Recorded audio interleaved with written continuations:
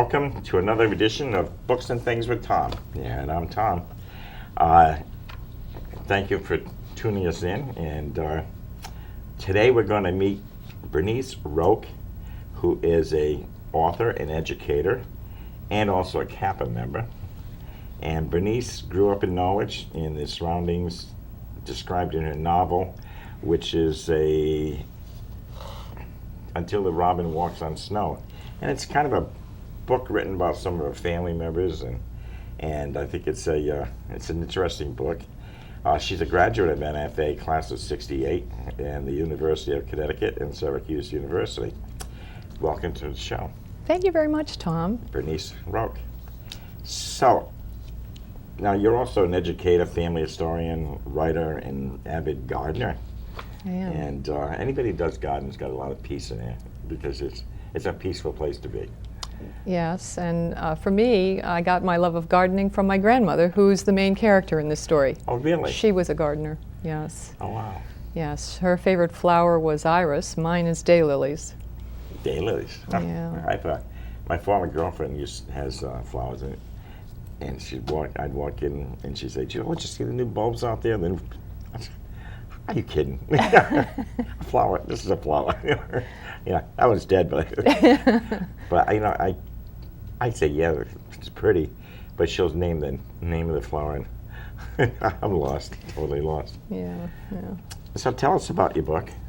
Well, my book is based on an event in my family's history, and the event was the birth of my uncle in 1922.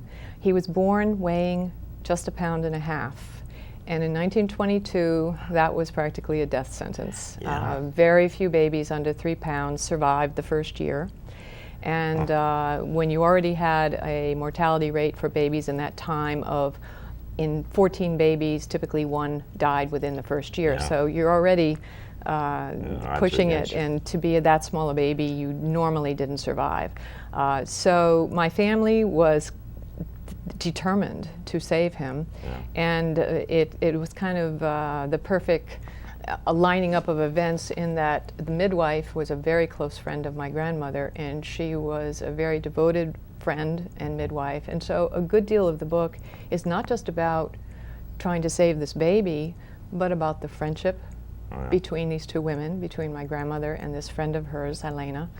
And it also is about this immigrant family who's been in the country, less than or about 10 years at that time, and had just moved to a farm out in Norwich town. Oh, wow. Yeah. Well, that's cool. So the book happened in Norwich?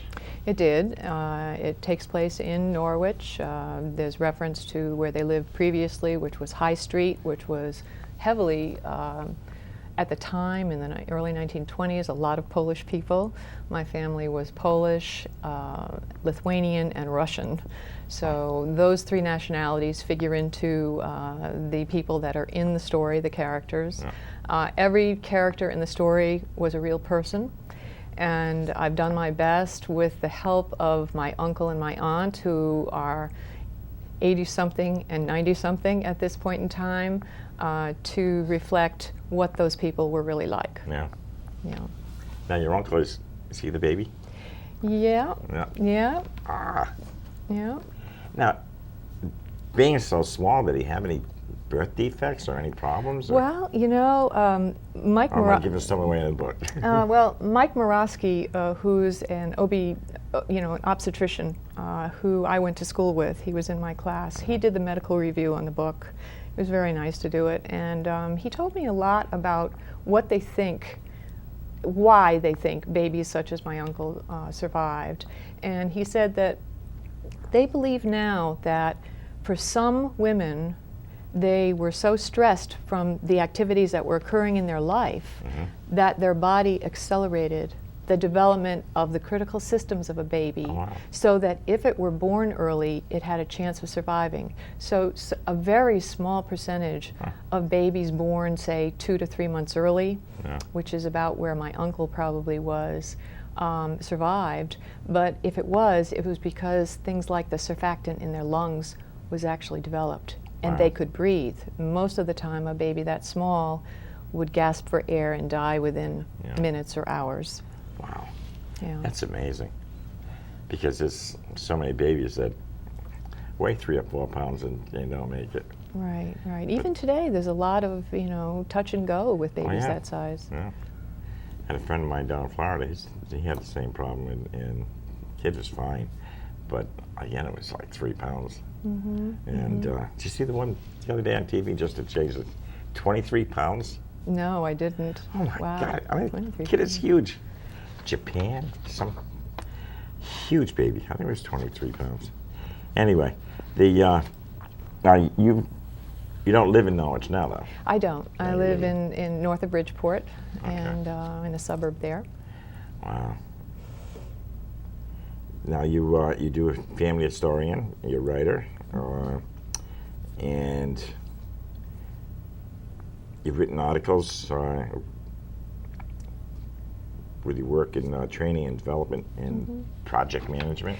Yeah, my field is project management before I started to do this creative writing, or while I was starting to do this creative writing, and I have a designation in that field. I'm a PMP, and so a lot of my work over the years has been in project management, and actually that helped me in putting this book together. Really? Oh, yeah, because a lot of what goes on, I'm actually in an unusual kind of category in that I'm a self-published author via CreateSpace, but I'm a publisher with Lightning Source. So I have 2 printers. They're the same edition of my book, but the finish is slightly different. The covers are, the texture is slightly different, and in general, though, it's the same book. But it's nice to have 2 different printers, and it's also fun to be able to learn what happens in the industry when you do your first book like that. Yeah. But the project management helped me to manage the whole process well, and actually now the marketing, I think, is easier for me than for some people because I'm used to doing some of that in my work. Yeah. There are so many authors now. It's so easy to get a book done. Unfortunately, some shouldn't have been printed. But it's so easy to get a book published through CreateSpace or through I went through a different way myself, but it's easy to get done, and you don't have to sit and wait for a standard publisher to do it, because there are so many books being produced every day, Yeah. and the big publishers don't have the time to go through them all. You know, I wasn't willing to wait Exactly, that that was wait me. time Yeah. to find a publisher that decided that my book was what they wanted to do. Yeah. And the other thing that was happening parallel to this was I hadn't intended to publish the book at all. It was originally started out as a short story.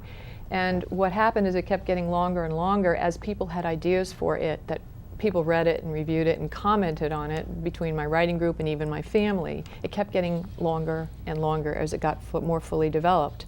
And now it's novella length, and then there's author's notes at the end.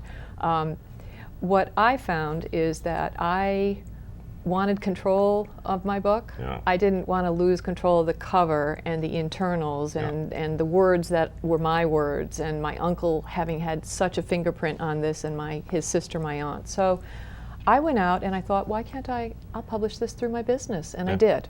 That's what I did. Very good. So it's worked out for me pretty well. You take more of the royalties for your book, Yeah. but you have a lot of responsibility. Yeah. My first book, I know it's got some mistakes and everything, because I'm in the process now of correcting those. But it was written in such a way that, because it was about losing my son, and it was written while I was totally depressed. I had no idea what I was writing, and I didn't want anybody to touch it, because it was what I felt. And I know if an editor comes along and goes, oh, this is wrong, that's wrong, that's okay, because that's the way I wanted it. That's the way I wanted to tell the story. So I know exactly what you're saying. They'll come through and they'll chop it all up. But I'll tell you what, in this experience, I really learned the value of a good editor. Yeah. I felt that way about my book before it even went to the editor, but I'll tell you what, she really added value. She was able to certainly find the obvious stuff that needed to be fixed. I'm an English major, so I didn't have as many grammar and that type of issue as some people might have. But my point of view, could be better. It was kind of all over the place. And she helped me to improve on that. And I think it's a better book because the editor actually gave me a lot of really good suggestions. Yeah. Well, that's the thing with people think the editor is just going to go through and correct the mistakes. Right. But a true editor Right. says, this doesn't belong here. Go over here and move stuff around and gives you the ideas Right. and helps you get through that. Absolutely agree. And don't use an English teacher for a editor. or somebody this close to you because they miss everything. Well, my editor was Eileen L. She lives here in Connecticut, and she is an outstanding person. I enjoyed working with her. She's a Kappa member, and she really, I thought she did an outstanding job editing my book. She really helped me. So I would use her again. I've already recommended her to other people, and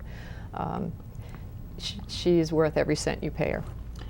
I've had her down as guest speaker twice for Kappa, Southeast Kappa, and she's a brilliant lady. Yes, wonderful. She got everybody captivated, just nobody wanted to leave. Now, you've also written about your family, and articles have appeared in Norwich Bulletin, Good Old Days magazine, and Family Chronicle. Right. Now, what actually made you decide to stop writing a short story about it? About the birth of my uncle? Yeah.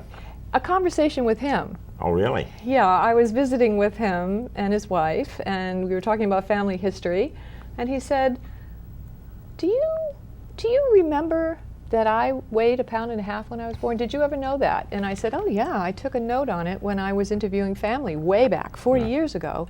But I was foolish. I was so young. I didn't understand what that really meant at that time, 1922, and I didn't ask enough questions when people were alive. You know, I could have asked my grandmother then, and I didn't.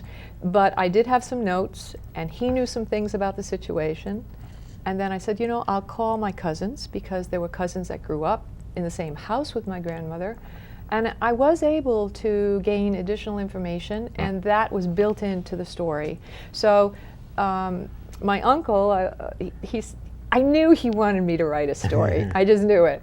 But he didn't want to come quite out and ask me, I don't think. And so I said, well, you know, I could try. Maybe we could try historical fiction. I haven't done it, but it seems like it would be the right genre for what we have, which is not as much as we need for biography. You know, and it's certainly not a memoir because I wasn't there. So maybe we could try this, I said, but only if you'll help me, because I did not grow up in that time period. And he looked at me, and he said, let's do it. That's great. So we did. And what they say is older people that have great memory of the past.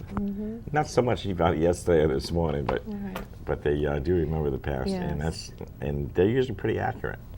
You know, his memory is excellent. I mean, he's 90 now. His memory's been excellent through this entire experience. And my aunt, his sister as well, she's a little younger. She's in her 80s. Wow. Both of them have contributed quite a lot to the book, in addition to even cousins of mine who have added a few things. But I have to tell you that part of, I think, his memory is tied to his work. He was an engineer. He was a civil engineer in his work life before he retired. And he was always curious. My family has a lot of DNA that is curiosity and how to figure things out and problem solving that runs in the family, I think. And he is that sort of person, so he remembers a lot of things, I think, that other people would not. Pays attention to detail. Yeah. Engineer, who would do that? Yeah. So. Wow. Well, that's neat. Now, you got to writing another book? I started a sequel. It's not very far along, maybe 10 pages. I have an idea of what I want to cover in it. It's not really fleshed out in my mind yet. To tell you the truth, I've been so busy with this book, and it's hard to build in the time to really sit down and write. It is. But I'm hoping maybe this coming winter, I'm going to try. I have a better record writing in the wintertime, when it's snowing out and I'm stuck in the house and I don't have the gardening and hot cup of cocoa. I know. So so I'm going to try to do that and bring a second book with the same family, just later, you know, a few years later starting. That's what I said last year. When the winter comes, I'll be able to sit and the winter came. Now summer's almost gone. I still haven't done anything.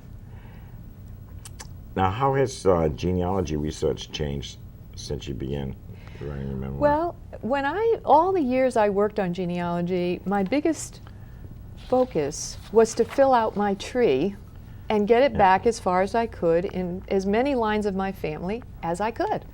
And now, instead of going after what was their name, what were the dates like marriage, birth, death, etc., how many children, the spouse, etc., parents, instead of doing that, my focus is, tell me more about things like, well, how did you make apple cider with an old-fashioned apple cider press? And what did it look like? And oh yeah, it's like that one? Okay, and so how does that work? And it's more in-depth about fewer subjects and not necessarily about people. So now I'm doing genealogy for that kind of detail in my work, and I'm also researching my characters more. So I have been, for 2 years, I've been researching the midwife. Because even though I knew her a little when I was a child, not well, she would come and visit my grandmother and I had impressions of her, I didn't know her as an adult. I saw her as a child. So I have been in touch now with many of the people in her family to learn more about her, to learn more about John Sack, who was the godfather in the story. I'm trying to learn more about the Bichkowski family, who were related through my grandfather and are characters in the story. So I continue to research all of them, and in the process have learned many more things that I don't think I ever would have known. But they're more about them as people. Yeah. And so that's been the difference, to try to get at the essence of who these people are, which was really why I started writing in '04 to begin with, was to try to preserve the essence of who a person was, not just facts about them. Wow. So that's very interesting. So you can actually write sequels after sequel after each character. Yeah, in fact, when I went back to Lithuania this past year, I learned more about Nicodemus, who is the grandfather in the story, my great-grandfather. He was a fascinating man. He had many talents and very beloved. A good storyteller, musician, fine carpenter, metal. His real specialty was metal craft. And he worked in the gun factories in Norwich during World War I. And he went back and forth to Lithuania.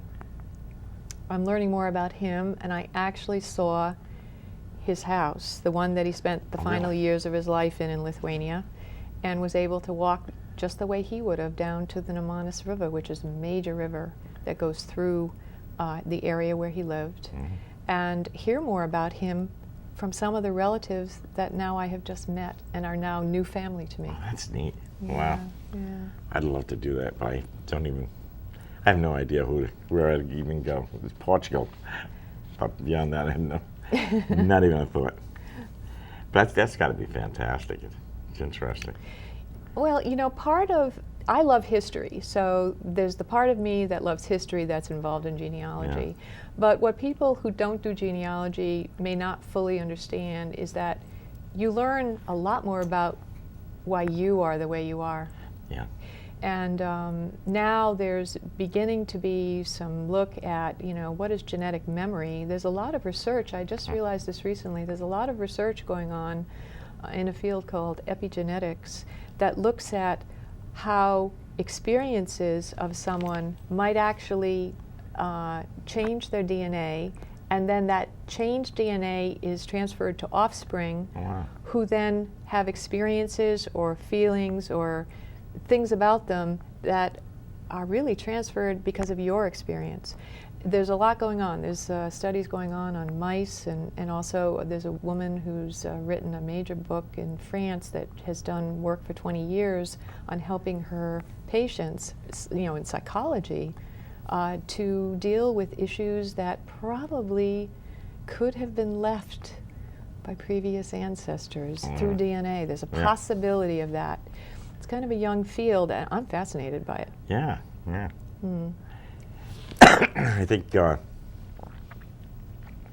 it's kind of like the previous life being passed down. Right. And if you believe in, was I here before? Right. And I remember somebody was saying that I read someplace where somebody had a mole or something, and they transgressed back and found out that one of the ancestors had been stabbed. And this is why the person had this mole type thing, but it hurt. Yeah. And she couldn't figure out why it was female. But maybe that DNA is passing stuff down. Yeah, there's a lot to memory. be learned still. I just wrote a piece for my website, for my official author website, about this sense of familiarity when you return to an ancestral homeland that you haven't been to before. I've experienced it now. This is the 4th time since I've been doing my genealogy work. I've also experienced it in French Canada, where my mother's from, and then from when I was out in the Southwest, in Arizona. And I couldn't figure out, in Alaska even, and couldn't understand why I would feel it there. And then in '06, one of the things I learned, because I sent my DNA, and my uncle did too, the same uncle who's worked on this book with me, he sent his, so we got male, male, male line, fathers, fathers, fathers, and we sent mine to get mothers, mothers, mothers. And lo and behold, I expected my mothers to go back from Africa to the Middle East to Western Europe to France. Oh no, hers went Africa, Middle East, across Asia, across the land bridge, and down into the Americas. I thought it was an error at first, but I contacted a cousin of mine who had done more research in the family after I had to give it up when I was really busy with my job at one point. And she said, oh yeah, you remember the Native American woman that I found in our mother's line.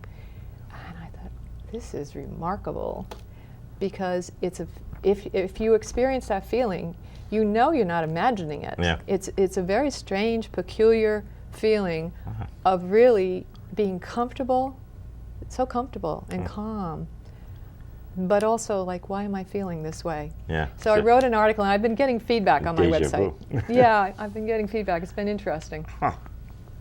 Wow. Now you could be the same person from all these past lives. I don't know about that, but yeah.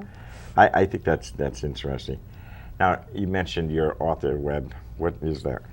My website? official author website is at threehouses.com, which is the publishing house name. Okay, there it is up online. Right, and then I'm on Facebook as Bernice L. Rocque author, and come and visit me. I'm in the process of putting up photos of my Lithuanian trip on the Facebook page. So if somebody's interested in that, that would be certainly take a spin. Certainly check that out. I think I love Facebook. I'm not too thrilled about getting up in the morning, having pancakes and bacon and things. I really don't need that. but I do like Facebook because you can learn so much on there. As long as you don't believe all of it. But I love Facebook, and I think it's a way to get our things out, like books and things. I have it on Facebook, and maybe tonight I'll post that this show is going to be on, and hopefully people will look at it. But it's a way to get the word out that people who do look at it say, oh, gee, there's a show on tonight. Right. And last week I put a list of all the upcoming shows, and I guess I made a mistake on that too. But Well, we just changed the time. yeah, I'll correct that. Excuse me. But you have to get your word out somehow, and Facebook is a tremendous way to go. Well, that's part of the challenge for a person with a first book, and for anyone who's thinking of writing or in their first book, is trying to help the audiences who will love your book find it. Because you're dealing with competition from something like, 4 million 4 million in-print books, and way over 1 million. Like, this is just Amazon.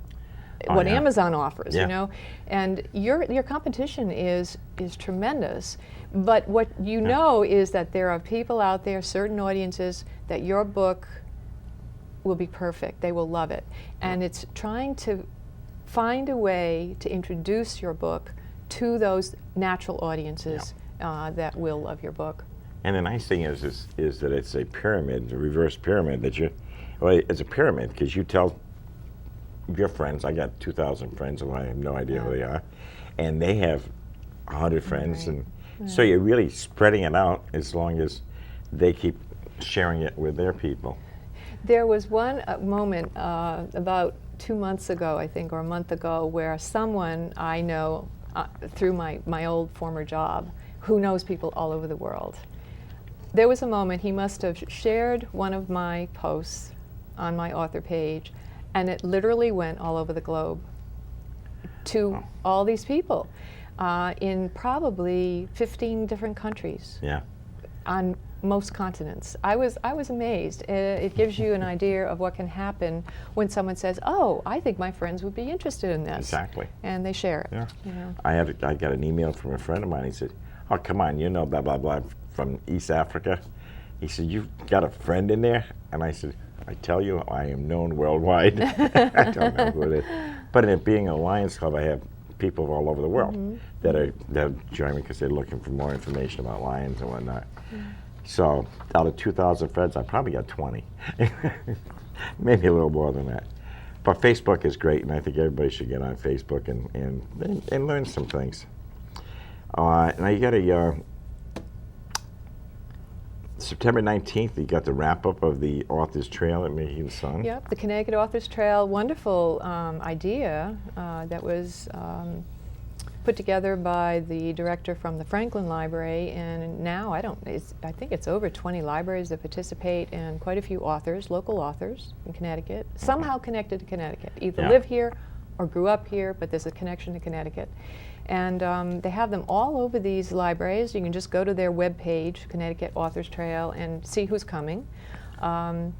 I know that my appearance already occurred. I was at Otis on the 24th of July, but there are many wonderful authors. In fact, tonight, I believe there's one at Groton, but I guess by the time we air, it will be too late. Yeah. But he looks like a very interesting speaker, and has got his books. I think his name is Todd. Oh, I can't think of his last name. Gipstein or something like that. He's a National Geographic photographer, and he's got two works of fiction out. And one of them is about the 38 hurricane, which I want to read, because that I may end up working my way toward that period with my book. So I'm looking forward to reading it. Wow. And you're going to be at the Big E. I am. And we got to stop pushing the Big E. Anybody going to the Big E, we got Kappa, Connecticut Authors and Publishers, has a big booth in the Connecticut building, and we have hundreds of books for sale in there. But if you want to get a chance to really meet some of the local people, that's the place to do it. If you're up there, and you can buy books, you have some. There's one lady that makes cupcakes and cookies and stuff and gives them away, but she sells a cookbook. So she does a great job. This is the 1st of August, one more full month of summer, and it's over. I can't believe it just started. And drive carefully, because the kids are going back to school this month. They're going back, I think it's the last week of August. And I can remember when the first day was the day after Labor Day. Right. And I can't believe this going to school in August stuff. And then they get out an extra week or two. So we really had it good when we were kids. And it's a big month for activities. Mystic Art Festival's coming up. We got Washington County Fair in Rhode Island, and Charleston Seafood Festival in Rhode Island. And yet this weekend is Portuguese Holy Ghost